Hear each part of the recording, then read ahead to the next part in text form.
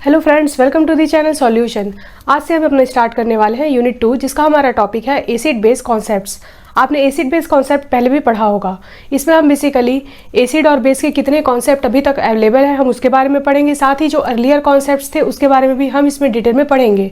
साथ ही हम इसमें इसके लिमिटेशंस भी देखेंगे कि अलग अलग थ्योरी के क्या क्या लिमिटेशंस होते हैं एसिड बेस कॉन्सेप्ट्स में। ठीक है, तो चलिए शुरू करते हैं हमारा आज का video.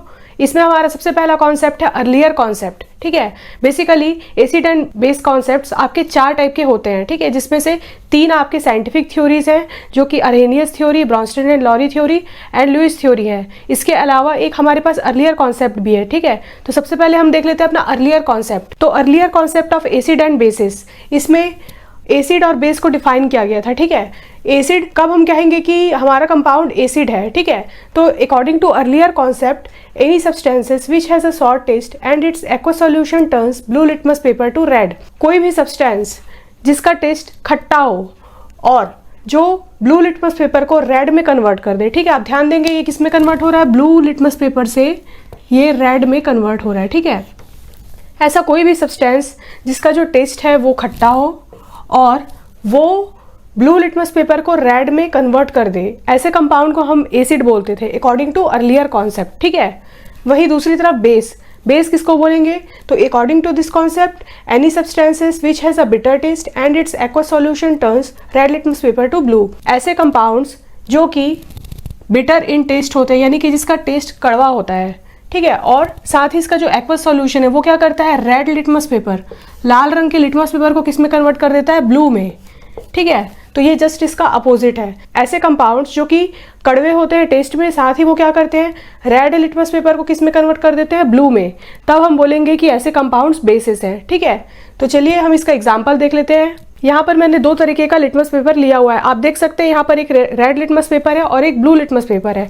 According to acid, acid क्या करता है, ब्लू को किस में कन्वर्ट करता है, रेड में। ठीक है, तो एसिड के लिए हम ये ब्लू वाला लिटमस पेपर ले लेंगे।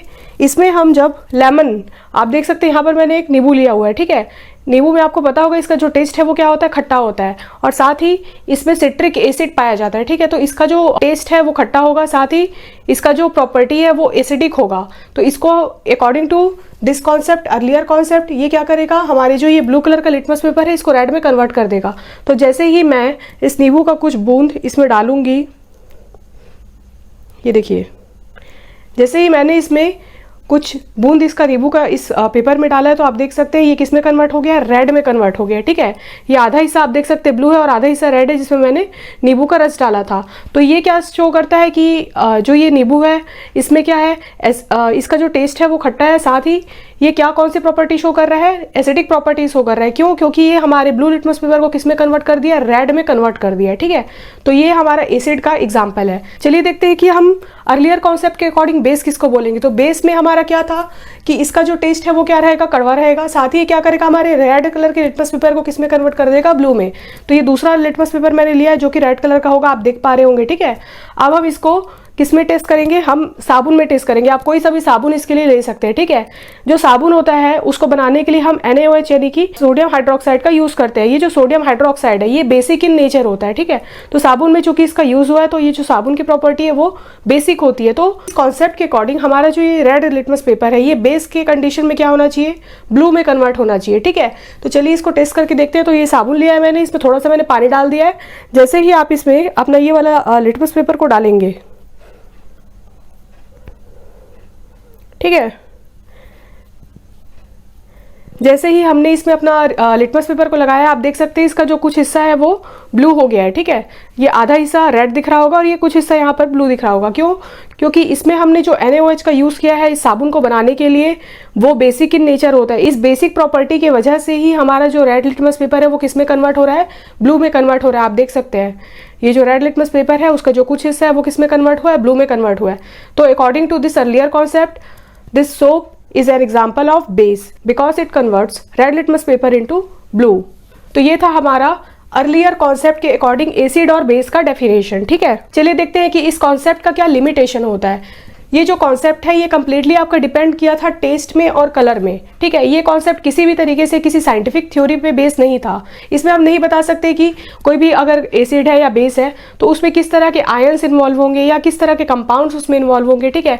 ये कम्प्लीटली आपके डिपेंड कर रहा था टेस्ट में और कलर में, कि वो कलर को रेड से ब्लू में कन्वर्ट कर दिया, ब्लू से रेड में कन्वर्ट कर दिया, या फिर उसका टेस्ट खट्टा है या कड़वा है, ठीक है। जैसे साबुन का टेस्ट है, उसका टेस्ट कड़वा नहीं होता है, लेकिन फिर भी ये क्या कर रहा है, रेड को ब्लू में कन्वर्ट कर रहा है और एक बेसिक प्रॉपर्टी शो कर रहा है, ठीक है। तो किसी भी तरीके से किसी भी कंपाउंड का केमिकल नेचर को नहीं बता रहा था, ठीक है। तो सबसे बड़ा लिमिटेशन इस कॉन्सेप्ट का यही था कि this concept could not explain the behaviour of all acid and bases. ये हर तरह के एसिड एंड बेस का जो प्रॉपर्टी है उसको एक्सप्लेन नहीं कर रहा था, उसका केमिकल बिहेवियर को एक्सप्लेन नहीं कर रहा था। इसीलिए हम ये जो कॉन्सेप्ट है उसको हम साइंटिफिकली अडॉप्ट नहीं करते हैं, बल्कि हमारे पास जो अदर थ्योरीज है उसको हम लेके चलते हैं, ठीक है। तो ये अर्लियर कॉन्सेप्ट के अकॉर्डिंग हमारे एसिड एंड बेस का डेफिनेशन था। हमारा दूसरा कॉन्सेप्ट है अरहेनियस कॉन्सेप्ट, ठीक है। अरहेनियस कॉन्सेप्ट ही हमारा फर्स्ट कॉन्सेप्ट माना जाता है एसिड एंड बेस का। क्यों? क्योंकि ये पहला कॉन्सेप्ट है, ये पहला एक साइंटिफिक कॉन्सेप्ट है, ठीक है, जिसमें हमने एसिड और बेस को उसके केमिकल नेचर के अकॉर्डिंग डिफाइन किया था, ठीक है। तो इसीलिए इसे फर्स्ट कॉन्सेप्ट कहा जाता है। अगर आप चारों थ्योरी के अकॉर्डिंग देखें तो अर्लियर कॉन्सेप्ट ही पहला कॉन्सेप्ट है, लेकिन अगर हम साइंटिफिक लैंग्वेज में देखें, अगर हम केमिकल लैंग्वेज में कहें तो हमारा जो अरहेनियस कॉन्सेप्ट है वो हमारा फर्स्ट कॉन्सेप्ट होता है। इसमें हम किसको एसिड बोलते हैं और किसको बेस बोलते हैं। तो एसिड इसमें किसको बोलेंगे हम, any H+ containing substances capable of providing H+ ion in aqueous solution.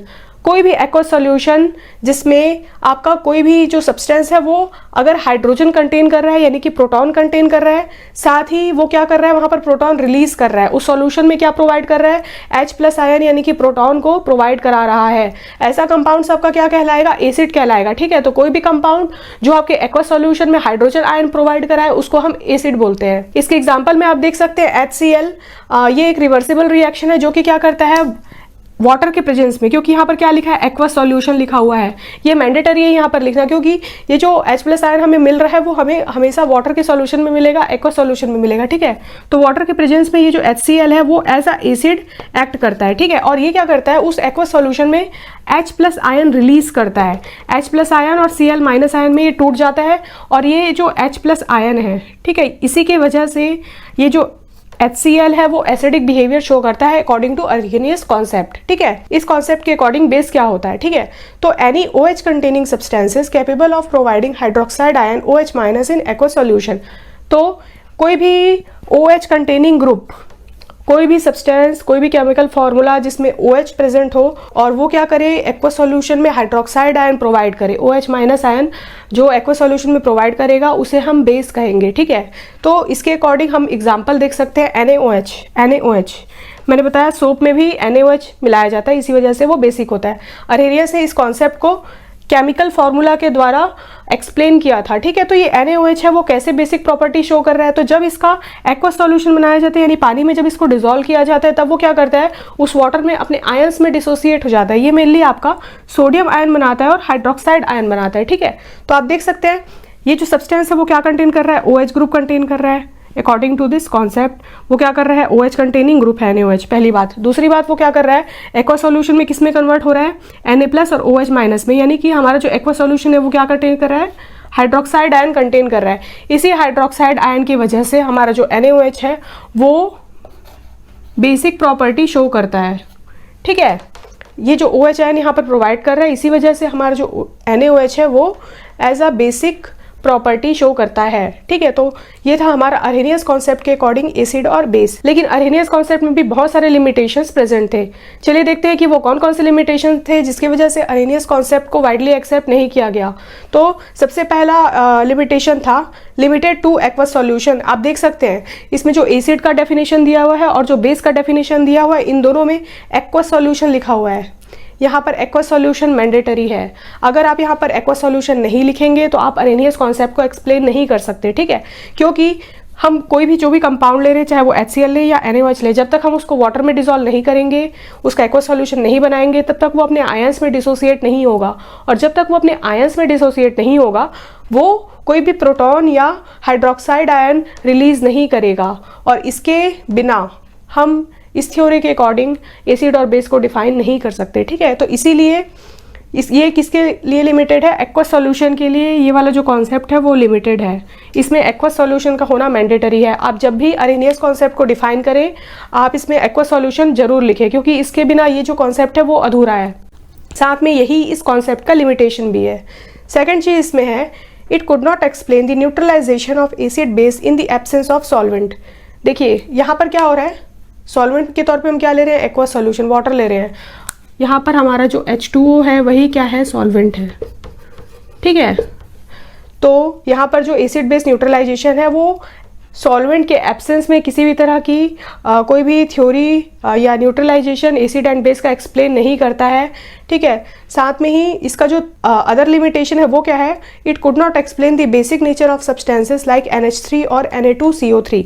आप देखिए ये बहुत सारे कंपाउंड्स है जिसके बेसिक नेचर को डिफाइन नहीं करता है, क्योंकि जो ये अमोनिया है NH3 ये बेसिक होता है इन नेचर। साथ में ही ये सोडियम कार्बोनेट जो है ये भी बेसिक इन नेचर होता है। लेकिन आप देख सकते हैं NH3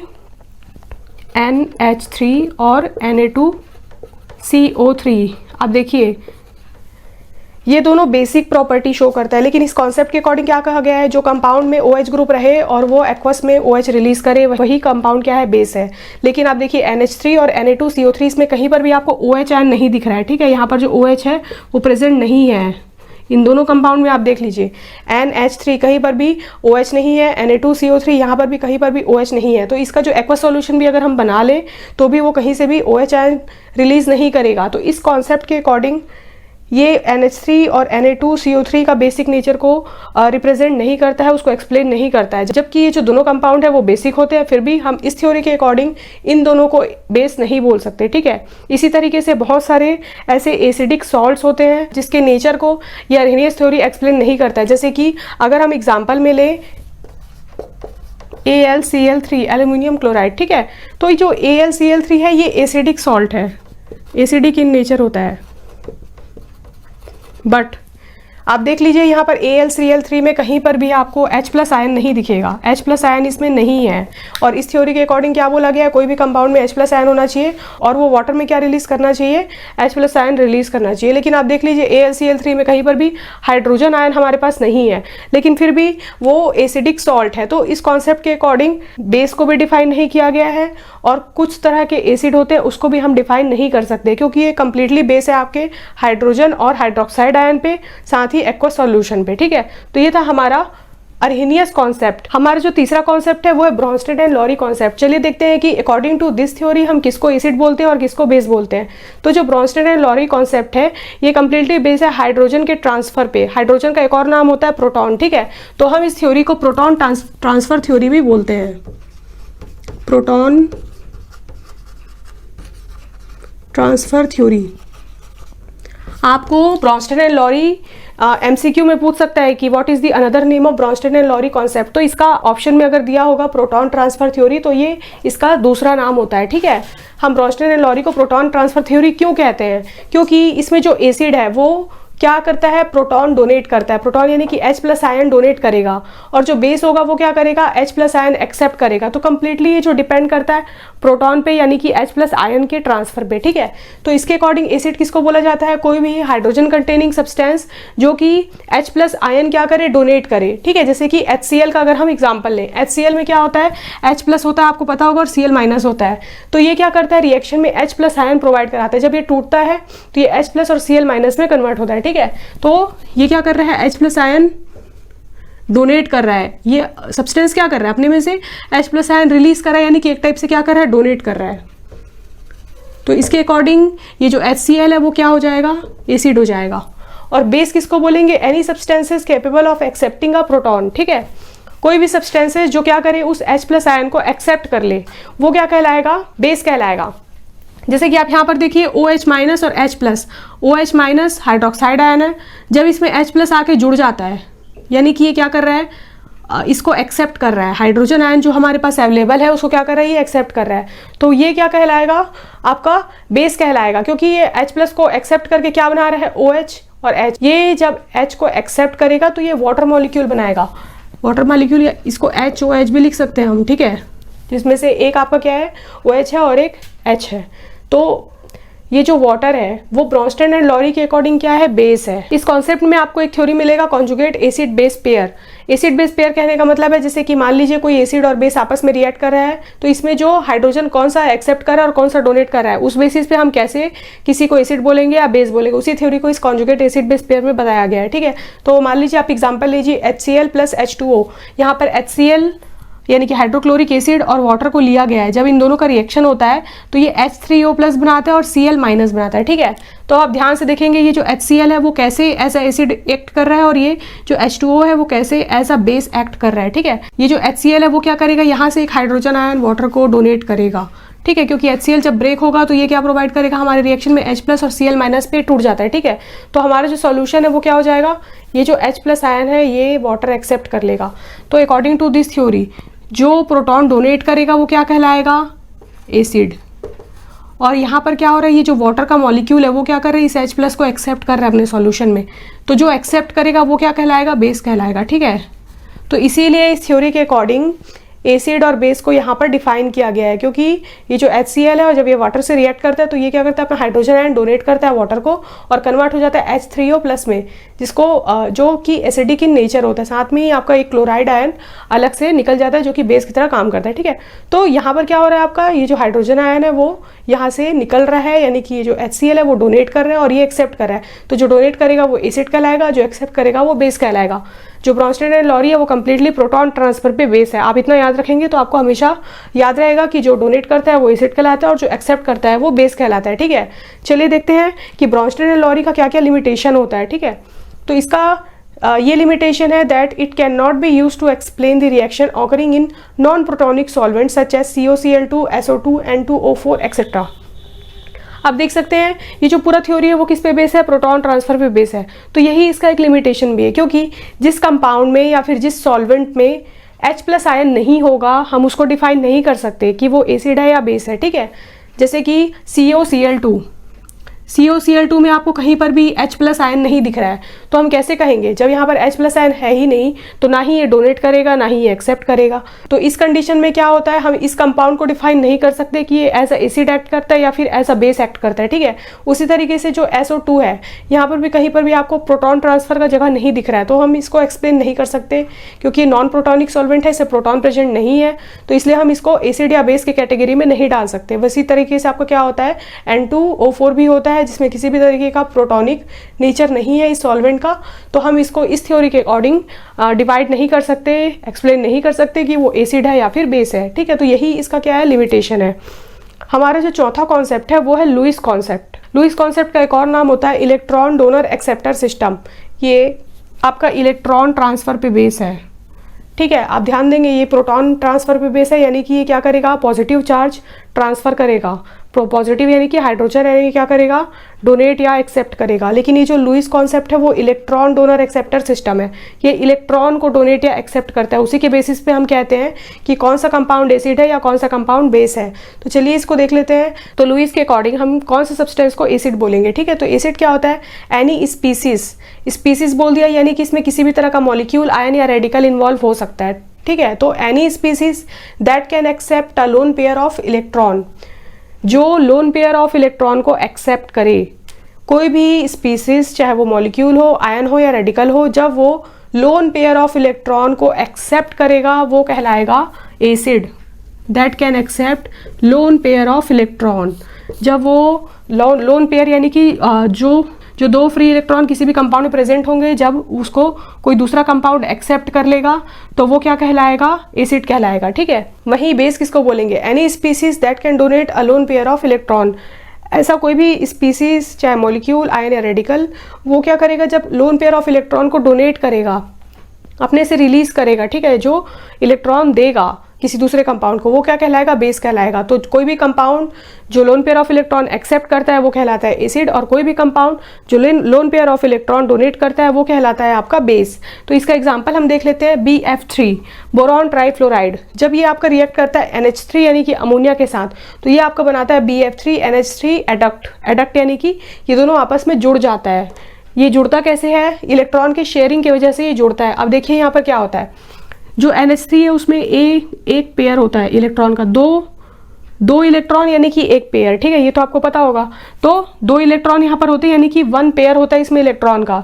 तो ये जो अमोनिया है वो क्या करता है, ये लोन पेयर ऑफ इलेक्ट्रॉन इसको दे देता है BF3 को, ठीक है। ये BF3 को क्या कर रहा है, दे रहा है। तो आप देखिए एसिड क्या कहलाएगा, जो एक्सेप्ट करेगा, और देने वाला क्या कहलाएगा, बेस कहलाएगा। तो NH3 अपना लोन पेयर ऑफ इलेक्ट्रॉन किसको दे रहा है, BF3 को। तो ये देने वाला क्या कहलाएगा, यहाँ पर बेस कहलाएगा। और ये क्या कर रहा है, BF3 इस पेयर ऑफ इलेक्ट्रॉन को क्या कर रहा है, एक्सेप्ट कर रहा है। तो जो एक्सेप्ट करता है वो यहाँ पर क्या कहला जाएगा, एसिड कहला जाएगा, ठीक है। आपको समझ में आ रहा होगा यहाँ पर क्या हो रहा है, लोन पेयर ऑफ इलेक्ट्रॉन किसके पास है, अमोनिया के पास है, ठीक है। ये क्या कर रहा है, ये जो पेयर ऑफ इलेक्ट्रॉन है इसको डोनेट कर रहा है, डोनेट कर रहा है इसलिए क्या कहला रहा है, बेस कहला रहा है। और जो एक्सेप्ट कर रहा है वो क्या कहला रहा है, एसिड कहला रहा है। जो लुईस कॉन्सेप्ट है उसमें जो भी रिएक्शन होता है वो आपस में एडक्ट बनाता है, क्योंकि ये अपने इलेक्ट्रॉन को जैसे ही देगा इनके बीच में एक बॉन्डिंग हो जाएगी। क्योंकि जैसे हम किसी को अपना पैसा देंगे, हमारे बीच कोई ना कोई बॉन्डिंग होती है, चाहे हम उधार में पैसा दें या फिर उसको ऐसे ही पैसे दे दें, हमारे बीच कोई ना कोई बॉन्डिंग होगी तभी हम उसको पैसा देंगे, ठीक है। तो वैसे ही क्या होता है यहाँ पर, जो आपका बेस है और एसिड है, जब ये आपस में इलेक्ट्रॉन की शेयरिंग करता है तो ये एक बॉन्ड बना लेता है। जैसे आप देख सकते हैं BF3, अब ये बॉन्ड का साइन है, ठीक है। तो ये BF3 ये किसके साथ बॉन्डिंग कर लिया, NH3 के साथ बॉन्डिंग कर लिया और एक एडक्ट बना लिया, ठीक है। तो आप ध्यान रखेंगे जब भी लुईस कॉन्सेप्ट आएगा तो इसमें आपको क्या करना है, इलेक्ट्रॉन डोनर एक्सेप्टर, ये एक सिस्टम होता है। जो डोनेट करता है वो क्या कहलाता है, बेस कहलाता है, और जो एक्सेप्ट करता है वो क्या कहलाता है, एसिड कहलाता है। और इन दोनों के रिएक्शन से क्या बनता है, कोई ना कोई एडक्ट मॉलिक्यूल बनता है, क्योंकि आपस में इलेक्ट्रॉन की शेयरिंग करते हैं और आपस में जुड़ जाते हैं, ठीक है। अब तक आप देखते आ रहे होंगे, यहाँ पर आप देख सकते हैं कहीं पर भी एडक्ट का फॉर्मेशन नहीं हुआ है, लेकिन चूंकि यहाँ पर क्या हो रहा है, इलेक्ट्रॉन की शेयरिंग हो रही है, इसी वजह से ये दोनों कंपाउंड आपस में जुड़ जाएंगे, ठीक है। तो ये था लुईस कॉन्सेप्ट के अकॉर्डिंग एसिड एंड बेस। इसमें आप देख सकते हैं examples of Lewis acid. Lewis acid के क्या क्या एग्जांपल्स होते हैं, ठीक है। तो कौन कौन से एग्जांपल है लुईस एसिड के, H+, NH4+, Na+, K+, Cu यानी कि copper plus, Al3+, carbonium ion. ये इतने सारे एग्जाम्पल है आपके लुईस एसिड के, ठीक है। तो चलिए देख लेते हैं लुईस बेस के एग्जांपल्स, ठीक है। तो यहाँ पर अमोनिया लुईस बेस का एग्जांपल होता है, ठीक है। H2O वाटर क्या है, यहाँ पर लुईस के अकॉर्डिंग एज अ बेस काम करता है, क्योंकि ये क्या करता है, अपने पास जो लोन पेयर ऑफ इलेक्ट्रॉन होता है उसको डोनेट कर देता है, ठीक है। क्योंकि ऑक्सीजन है, ऑक्सीजन के पास पेयर ऑफ इलेक्ट्रॉन रहेगा, उसको डोनेट कर देगा। तो ये क्या कहलाता है, एज अ लुईस बेस ये एक्ट करता है। इसके अलावा OH- आयन, OH- आयन भी क्या करता है, as a Lewis base act करता है। Cl- chloride ion, CN cyanide ion, S2-, ये सारे जितने भी कंपाउंड्स हैं वो एज अ लुईस बेस आपके काम करते हैं। ये आपके बहुत ही इंपॉर्टेंट टॉपिक्स हैं, ये बहुत ही ज़्यादा पूछे जाने वाला क्वेश्चन है, ये आपके MCQ में भी पूछता है, which are the example of Lewis acid. उसमें आपको कोई भी 4 कंपाउंड का एग्जांपल दे देगा, उसमें से कोई एक ऑप्शन आपका सही रहेगा, ठीक है। तो आप हमेशा इसको याद रखेंगे कि इसमें कौन कौन से कंपाउंड्स हैं जो as a Lewis acid act करते हैं और कौन कौन से कंपाउंड्स हैं जो एज अ लुईस बेस यहाँ पर एक्ट करते हैं, ठीक है। तो ये थे इसके एग्जाम्पल्स। अब देख लेते हैं लुईस कॉन्सेप्ट का क्या क्या लिमिटेशन होता है।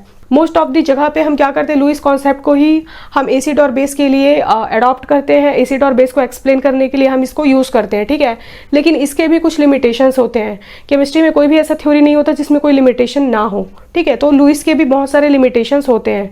सबसे पहला इसका लिमिटेशन होता है, reaction should be rapid as it involves electrons. आप देख रहे हैं यहाँ पर क्या हो रहा है, इलेक्ट्रॉन का ट्रांसफर हो रहा है, और जहाँ पर भी इलेक्ट्रॉन इन्वॉल्व होंगे वो रिएक्शन बहुत ही ज़्यादा फास्ट होता है, ठीक है।